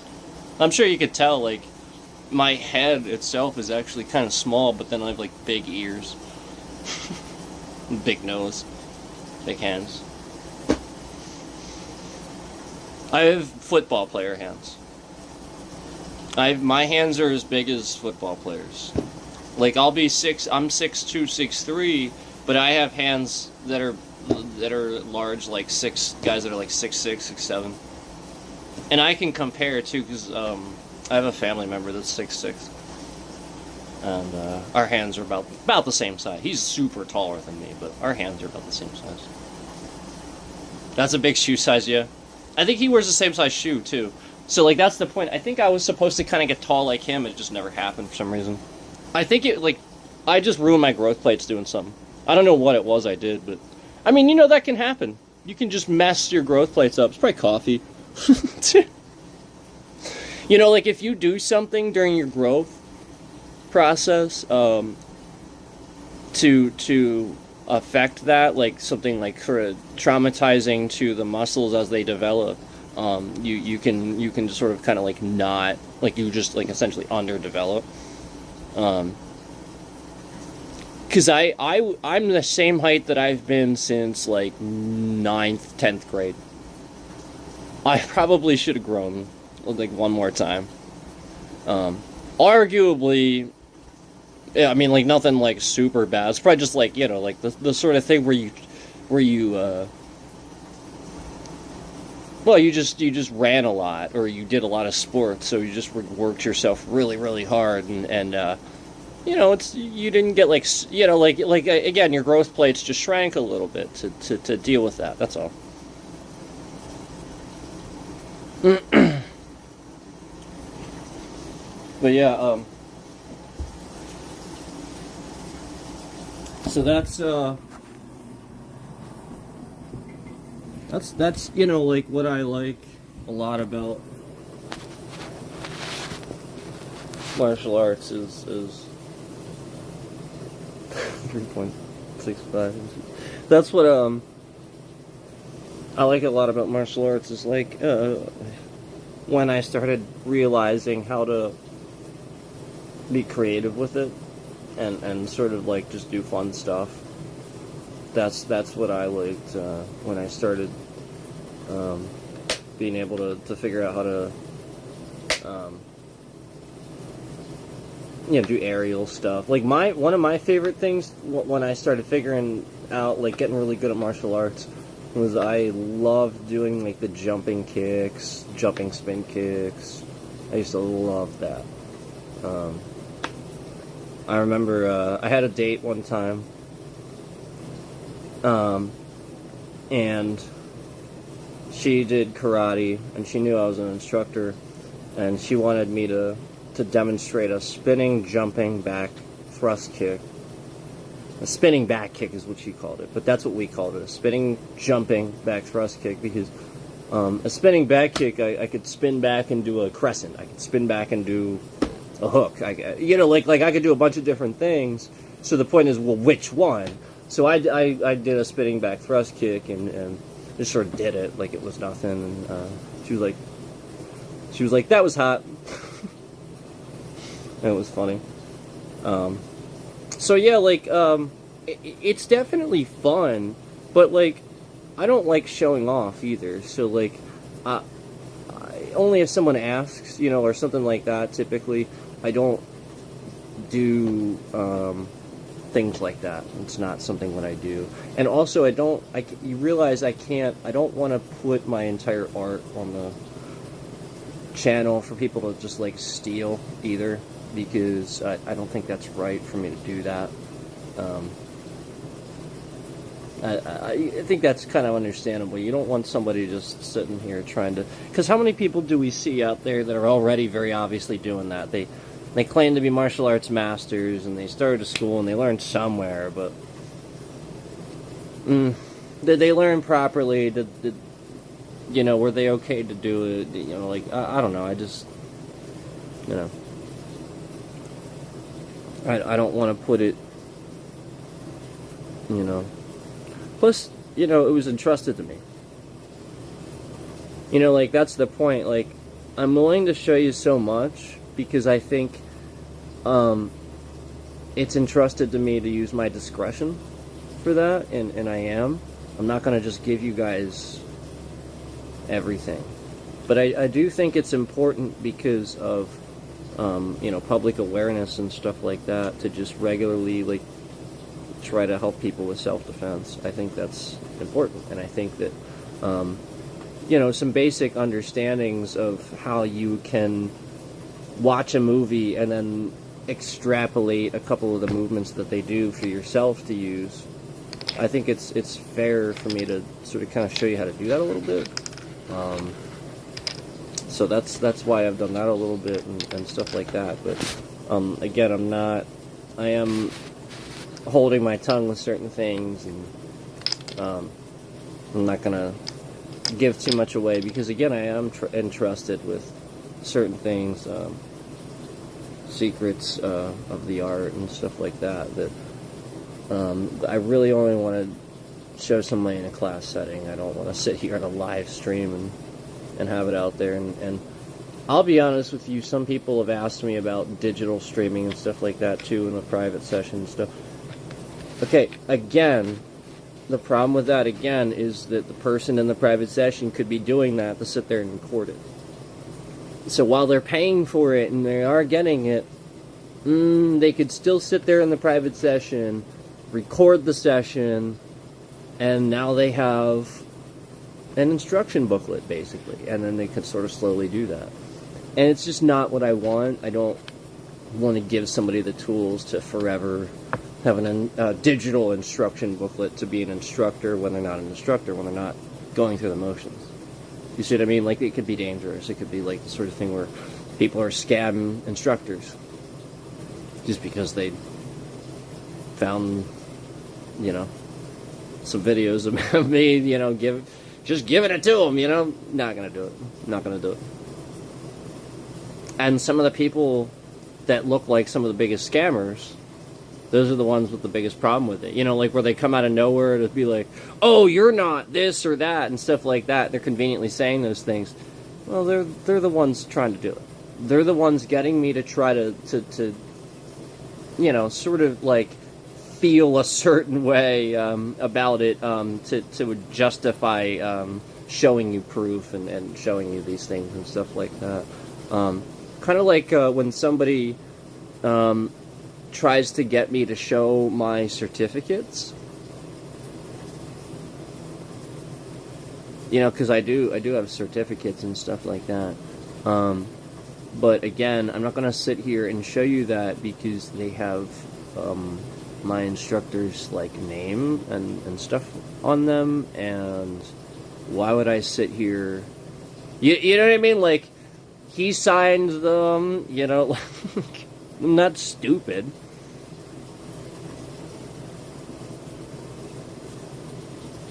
So, you have to realize that, like, everybody's just trying to, you know, rip somebody off these days. So, you know, half the people that pop in here, that's why I've said the things that I've said. They're just in here to, like, try to learn some new shit. Like, no lie, there's a streamer right now. I keep telling you guys about it. It's not the stalker. There's another one that, like, this whole time he's been streaming, and it's fine. It's not that big a deal. I'm just talking a little bit about it. Just to kind of talk about, like, the scamming nature people have, where like, they don't kind of understand how to be creative themselves, and they want to be creative. And, like, I just don't understand that. Like, do what you're creative with. Like, if you can play guitar, then play guitar. Why are you trying to force doing what I can do? And so, like, I guess this guy's trying to game and stuff like that, and he's getting support, and we see some of his streams kind of get some support and stuff like that. But then, this is the same guy where I told you, like, remember, when I got rid of my one Razer keyboard, he went and conveniently got a Razer keyboard and started reviewing it and stuff like that, because I was talking about that. And then when I got a light that looked a certain way, he went and then got another light that looked exactly like that, like pretty much right after that, he was reviewing that. And then well, obviously, and this is the same guy that, like, tried to get information out of me at various times. Like, he was just there to, like, learn how I was doing something. And then when I told him I would help him off stream, he just, like, disappeared. He didn't actually want help. He just wanted me to say it out so that, you know what I mean? So I'm giving my secrets away. That's the point. He wanted to take my niche from me. So when I wasn't going to do that, you know what I just discovered? So he does the vertical streams too, obviously, because I do them. You know how I use, like, my star background stuff? He literally took mine. You know, like, the star background? You know I made that, right? I didn't, like, take that off the internet. I actually made that myself. I didn't take that anywhere. That's the point. Like, I make my graphics. I make, like, everything. I don't take it from anywhere. Yeah, everything it's literally I make it. And this guy took my star background, and he's just using mine. Like, it's so obviously the exact same one. He has it, like, zoomed in, like, the exact same amount and everything. Like, it's like, really, you're really gonna just sit here and just copy and paste and be that much of a douche? and then like try to pretend like you're not doing it. Like it's very clear to see what he's doing.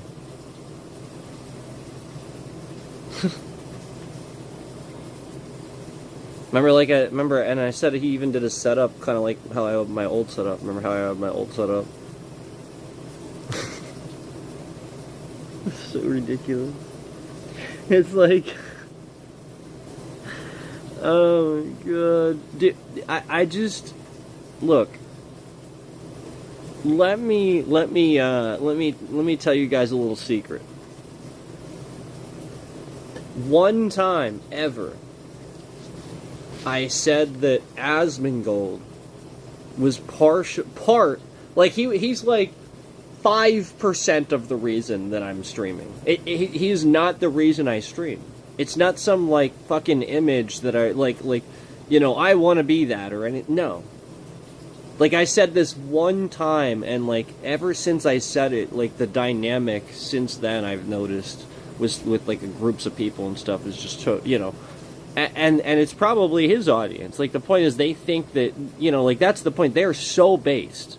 The moment I say that, they immediately go, forever, they just go, oh, so he wants to be Asmongold. Oh, okay, darker. It's like, did I fucking say that? Meanwhile, Asmongold has the same voice. Did I say that? Is that what I said? Because I didn't fucking say that. You're saying that, but I didn't. And so, like, he has the same problem with drama, yet they don't see that they're doing that to me. The same drama Asmongold gets, the same fucking drama I get, and I get it from his audience. And so anyway, it's like 5%. The point was that I was trying to be nice and like, you know, give credit where credit was due to somebody that you know, kind of like was just really entertaining to me over the years and stuff like that. That's all. You know, like that's it. I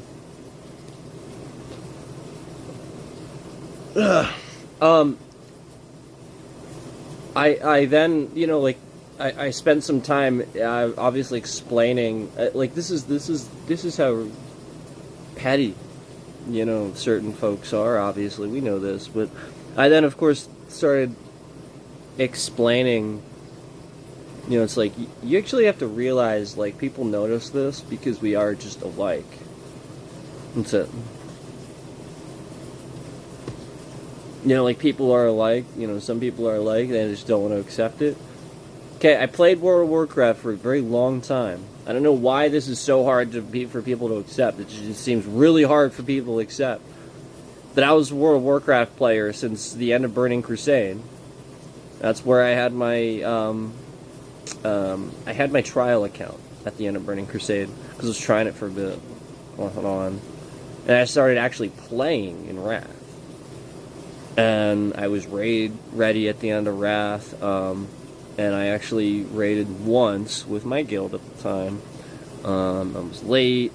Like the point is, I never really did that stuff, and you know, like that's the point. Like, I was a casual WoW player for a very, very long time. I didn't get achievements. I just played the game and did professions and quests, and that's the point. Like, everybody else is like, oh, well, we would have seen you. No, it's like, I didn't play the game like that.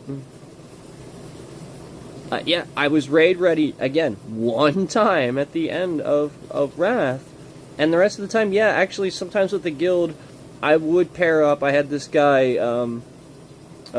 Scotty was his online handle. We used to partner up for arenas. And he was a rogue, and I was a druid. And I was a feral druid. And he would rogue, and I would feral druid. And, you know, we did pretty well for a bit in arenas and stuff like that. And, I liked that stuff. I liked PvP. I liked battlegrounds and arenas and stuff. That's what I did sometimes. I didn't do anything else. I didn't do raids. I didn't socialize too much. I knew people that played WoW. That's it. I played with them. And,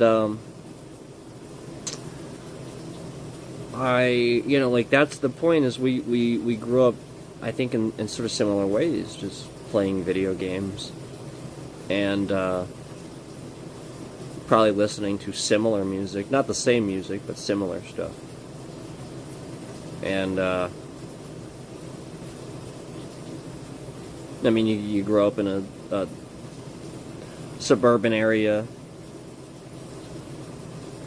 you go to public school. I mean, it's a similar background. And yeah, I'm trying to think. Like there's how many games do him and I play where it's like, well, we clearly like the same thing. We just like agree a lot on the same stuff. We just, the point is, there's a lot of people that don't understand politics, and because of that, they actually they view things. Because of it, they view things a certain way, we'll say. And so this is where, like, it's just that. It's just, that's the differences. The differences are the political views because of essentially where we grew up and where we came from, and see things a little bit differently. Yeah, I mean, like, I grew up with a lot of people that I heard many different, I voted this way, stories from both sides, people talking this, and so, like, I hear plenty of it coming from both ways, where it's very obvious, like, I have to look things up because so many people around here go both ways. I needed to figure out who was correct and who wasn't, so that way I could actually sit here and find a way to mediate people, because that was my issue. I actually had a debate class. Yeah, and I don't care if they don't want me to talk about this, because I think I should, because I think it should come back. I had a debate class. I learned how to do it, and nobody knows how to do it. And well, maybe the people in that class do, maybe, but that's kind of the point. And I think a lot of the people in that class, remembering back, thinking to my head now, I feel like a lot of them were the sort of Democratic voters at this point, too, now that I'm, like, sort of thinking about it, just thinking about who it was that was in that class. Because the point is, these folks will just simply be able to deduce who, at the current point in time, who the majority of the people are in government right now that are trying to help and fix things. Because you will have that. You will have a corrupt party and another party that is doing well, that's trying to stop what the other party is doing. This is how it's always been. It's just that now it's flip-flop. Originally, JFK was one of the only decent Democrats out there, yeah. Truthfully, like, we definitely had a problem with corporatization and stuff for a while, and Democrats and stuff like that. But you have to realize the roles are reversed in modern day. Like, it's propaganda. Clinton's changed that. I know you don't want to hear it, but they did. They started imposing conservative policies and stuff, which is why Bill Clinton balanced the budget. And stuff like that, and even George Bush, like Jr. I didn't dislike him that much. It's just the Iraq thing I didn't care for, and that was more Cheney, I think. And we all kind of agree on that, right? Like, that's the point. And then obviously when Obama was great and really successful. That's the point. So there's only one thing left to deduce from all that. There's only one person left in modern history that has made an imprint, an impact. And again, we can sit here and talk all day about this, but it just comes down to the same thing every time, where folks really don't know how to debate anymore, or it's almost like they don't want to accept the denial of being wrong. Like just move on and start getting on the side of right, so that way you can you can help to fix things.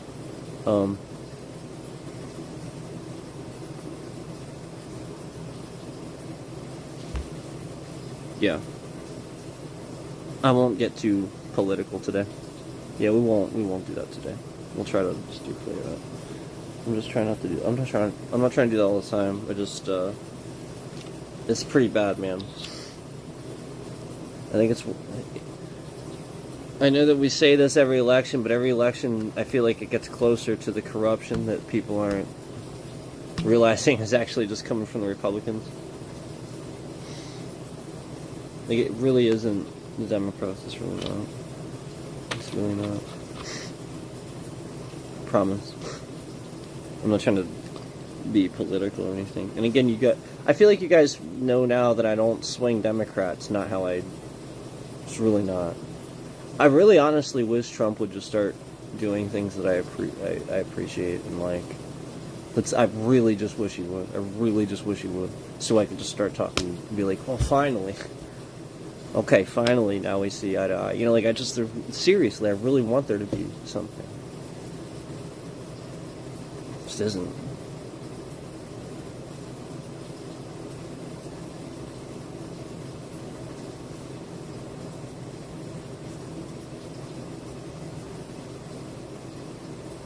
But, yeah, no, not really trying to necessarily be political today.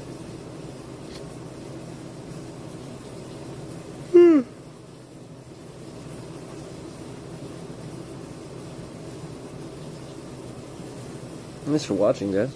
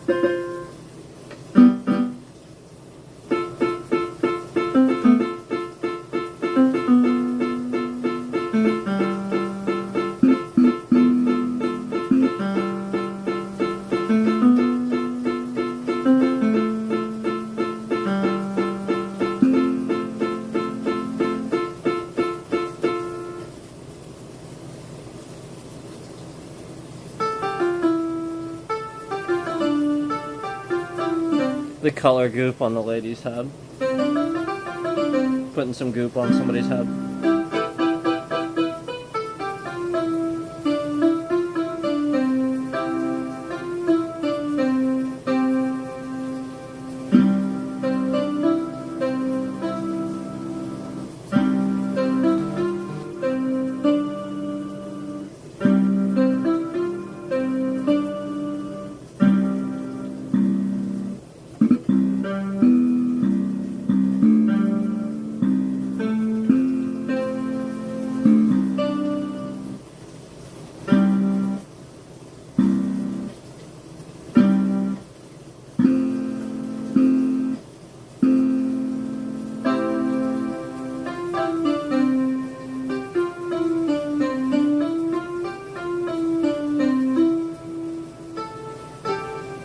Your brother makes music for Roblox? That's cool, buddy. Does your whole family make music for video games?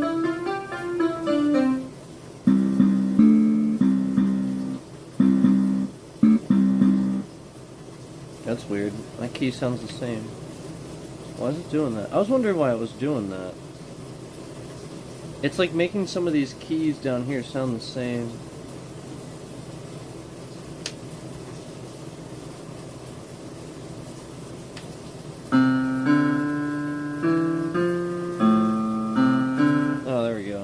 That's really weird.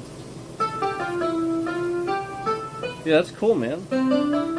Yeah, I know you told me was it your uncle or your grandfather or something made the music for Maniac Mansion. I think that's so cool because, well, you know, I like Maniac Mansion, obviously.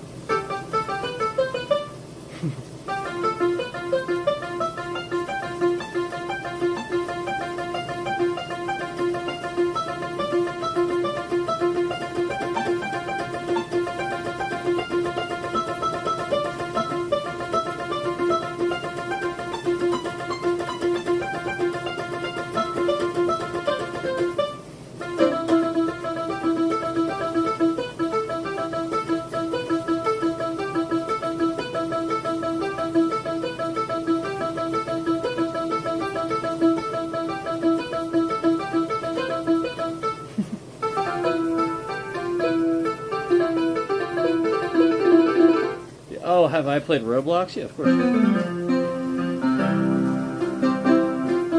mean, it's a kid's game, dude. It's a kid's game, though. Like, oh, I'm not gonna... I know there's, like, all these mini-games and stuff that people like. I just... That's who's playing that, you know? So, like, why would I...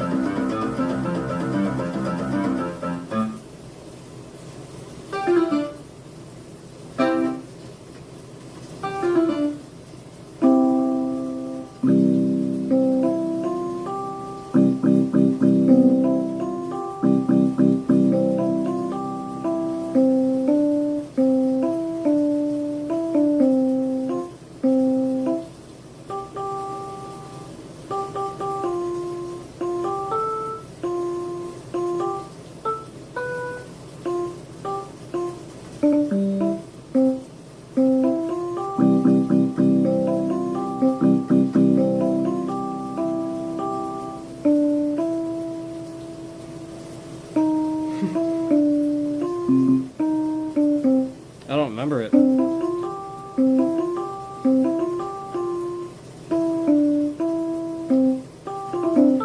I don't remember it!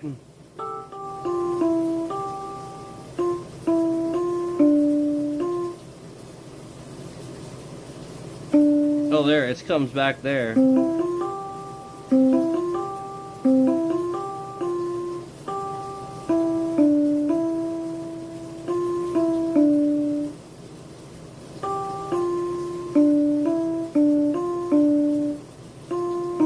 Marching in what the fuck?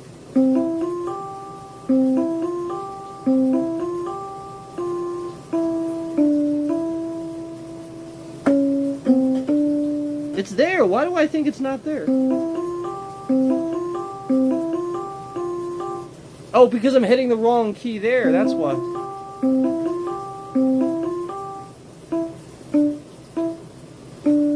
That's why.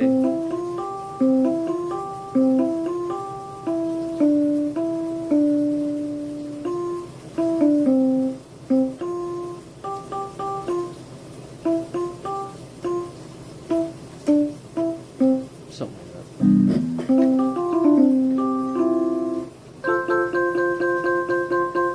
Well, you can also.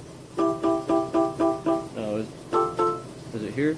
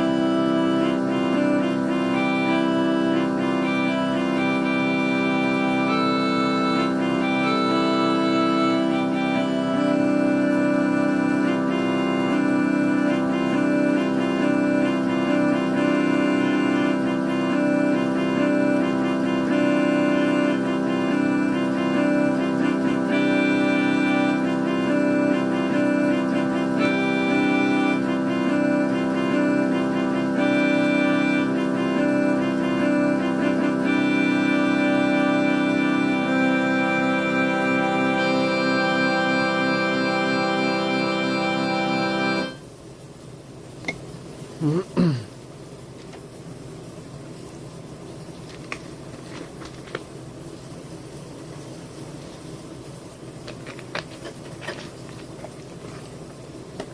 better at coming up with video game sounding music.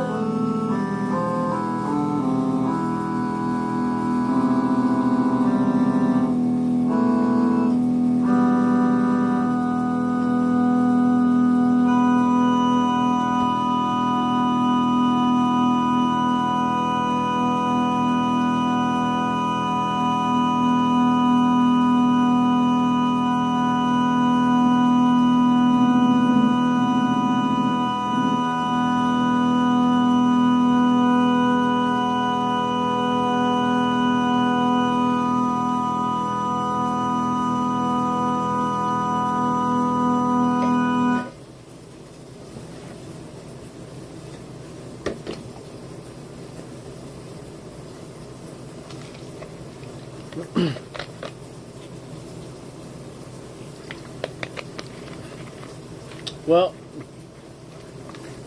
I think it's about time. Start my day. I've